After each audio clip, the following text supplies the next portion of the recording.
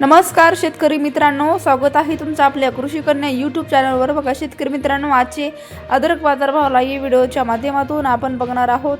तत्पूर्वी आपण चॅनलवर नवीन असाल तर चॅनल सबस्क्राइब करा, व्हिडिओ लाईक करा आणि शेअर करा, त्यामुळे तुम्हाला नवीन व्हिडिओचे अपडेट लगेच बघायला मिळतील। चला तर व्हिडिओला सुरुवात करूया। बघा शेतकरी मित्रांनो, कृषी उत्पन्न बाजार समिती